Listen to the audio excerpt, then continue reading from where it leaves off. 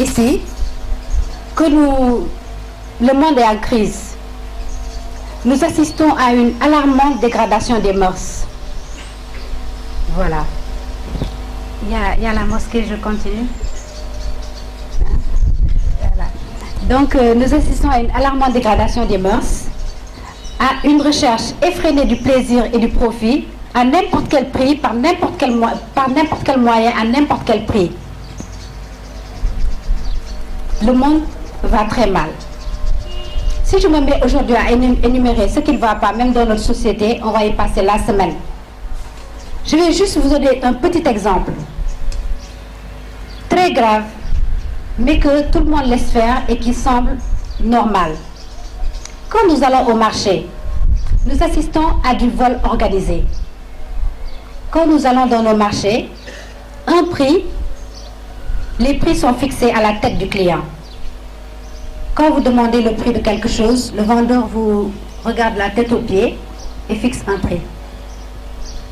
Voilà. Pour un objet, il y a plusieurs prix différents. On peut choper 300 francs ici, 1000 francs par là, 200 francs. Tout le monde laisse faire et ce n'est pas normal. Quand nous allons dans les pays développés, les prix sont étiquetés. Le milliardaire et le pauvre vont acheter le même objet au même prix. Et c'est ça qui est normal. Nous souhaitons le développement. Nous réclamons le développement. Mais est-ce que nous aimons travailler durement? Est-ce que nous ne tournons pas le dos aux vraies valeurs? Moi, à un moment donné, je me suis arrêtée et je me suis posé des questions. Qu'est-ce qui nous arrive? Où est-ce que le bas blesse? Alors, je me suis rendu compte que c'est la famille qui va mal. Parce que l'école instruit. Mais c'est la famille qui éduque. Et les valeurs et vertus qui font qu'une société prospère et se développe nous sont inculquées à la maison, dans notre premier cadre. C'est là-bas qu'on nous éduque, qu'on nous apprend le civisme. Donc, c'est les familles qui vont mal. C'est pourquoi j'ai écrit le livret sur son mariage, qui a été préfacé par Cheikh Ahmedou Tall, l'auteur des Dimensions de l'Islam. Dans le livre, on y trouve des informations très utiles sur le mariage, comment construire son mariage, comment éduquer ses enfants. On y trouve aussi une notion de la religion. Parce que moi, je suis de ceux qui croient que le 21e siècle sera spirituel ou ne sera pas. L'homme ne s'est pas construit tout seul, ne s'est pas créé tout seul. L'homme a été créé. Donc, l'homme ne peut pas se diriger de manière sûre tout seul. Il lui faut suivre les conseils de son créateur et ses directives. Les connaître tout d'abord et les suivre. Voilà. Donc, c'est pourquoi j'ai écrit ce livre et c'est ma modeste contribution pour participer à la lutte contre la crise des valeurs. Je l'ai vraiment donné à un prix très très accessible qui est à la portée de tous. Voilà, donc aujourd'hui nous allons parler du mariage. Qu'est-ce que le mariage? Le mariage est une institution divine, bénie et sacrée, qui unit deux personnes qui s'aiment pour la vie et qui espèrent fonder une famille.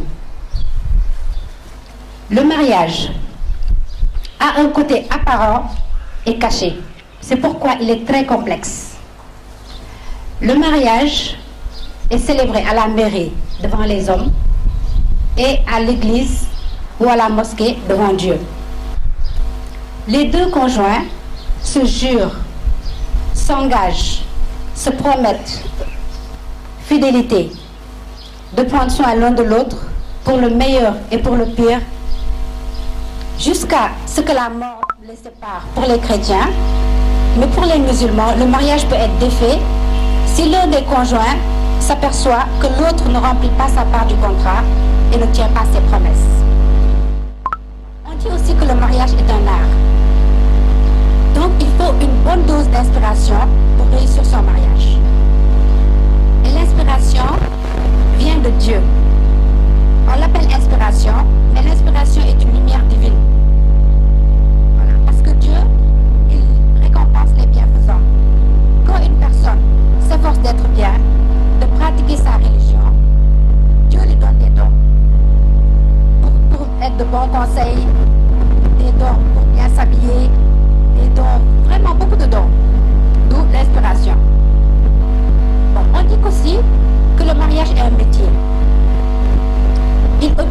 la loi des métiers. Pour pratiquer son métier, il faut le connaître. Il faut bien le connaître. Parce que moi, je ne peux pas me lever un beau jour et dire que je suis médecin. Porter une blouse blanche, ouvrir mon cabinet et dire voilà, je soigne, c'est pas possible. Alors là, bonjour les dégâts. Pour pratiquer son métier, il faut le connaître. Seulement, il n'existe pas d'école du mariage. L'école du mariage n'existe pas. Le mariage nous aide à nous rapprocher de Dieu, à nous faire aimer de Dieu. Si on connaît les directives de Dieu, ce qu'il aime, ce qu'il n'aime pas, on s'efforce à bien faire, on se fait aimer de Dieu et on bénéficie de son soutien. Le mariage aussi, dans le mariage, nous avons la responsabilité de perpétuer la nation musulmane ou la nation chrétienne. En transmettant les valeurs que nous avons reçues de nos parents, nous les transmettons à nos enfants, qui à leur tour les transmettront à leurs enfants. Donc le mariage sert à perpétuer la nation musulmane ou chrétienne. Enfin, le mariage sert à donner une excellente éducation à nos enfants. Et c'était vraiment ce volet qui m'intéresse. Parce que les valeurs, comme je l'ai dit précédemment, tout ce qui fait qu'une société prospère se développe, l'honnêteté, la droiture, la discipline, le respect, la propreté, toutes ces valeurs nous sont inculquées à la maison. Donc le mariage permet de donner une excellente éducation à sa progéniture. Le mariage aussi permet d'éviter l'adultère, qui réveille la colère de Dieu et qui peut occasionner des maladies, vous savez, mortelles. Le mariage permet d'éviter tout ça. Donc, vous voyez que le bien du mariage est infini. Ça ne se résume pas qu'à se rendre mutuellement heureux. Ça ne marche pas, on casse. Les enfants sont laissés livrés à eux-mêmes. Ça ne se résume pas à ça. Je crois que le mariage, tous les problèmes du mariage viennent d'une chose. Dieu dit, ils ont oublié Allah. Allah les a oubliés. Dieu a créé le mariage. Il est son rôle. Il est incontournable. Dieu est le détenteur du bonheur, la santé, la chance, le travail, l'argent,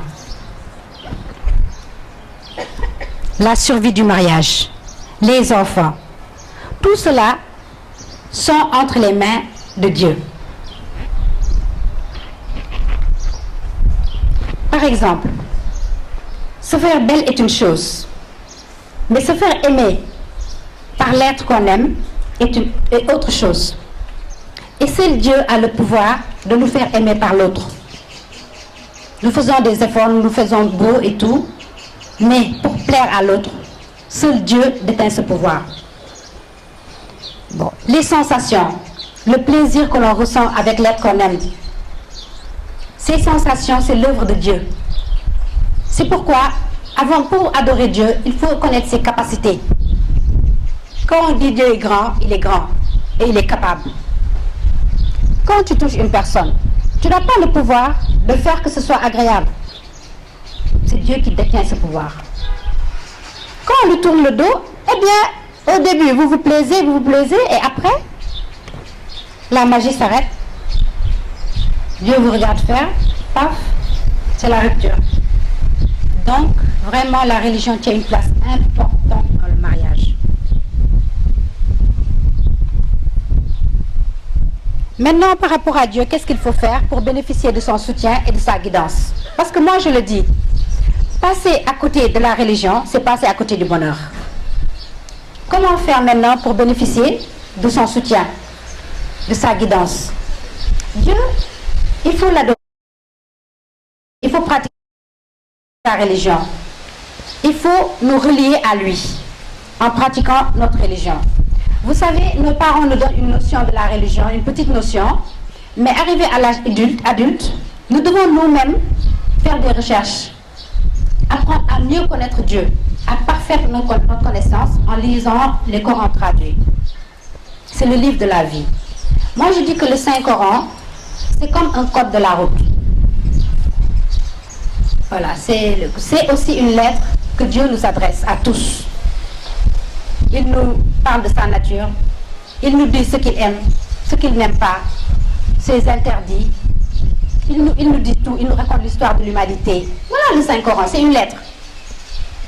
Parce qu'une personne qui conduit, qui ne connaît pas le code de la route, où voulez-vous qu'il aille? Il tâtonne. Mais c'est ce qui nous arrive. Très peu de personnes lisent le Coran. On dit. On ne pratique pas sa religion sur les conjectures. On lit, on s'informe. Et aussi, le Coran n'est pas un livre humain. Quand on lit le Coran avec de mauvais penchants, on ne le comprend pas.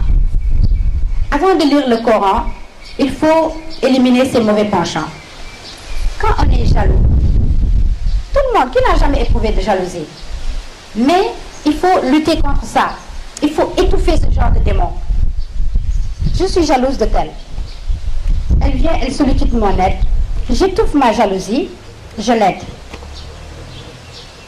J'étouffe, à force d'étouffer, et la jalousie s'en va. On n'est plus jaloux, on n'éprouve plus ce sentiment. On est rancunier, on est menteur. Tout ça, il faut étouffer ce genre de mauvais penchant pour pouvoir comprendre le message de Dieu et bénéficier et pratiquer sa religion. Là, on voit vraiment, on récolte, vraiment, on comprend à ce moment-là la religion. Bon, maintenant, nous allons parler, si vous le voulez bien, des fiançailles.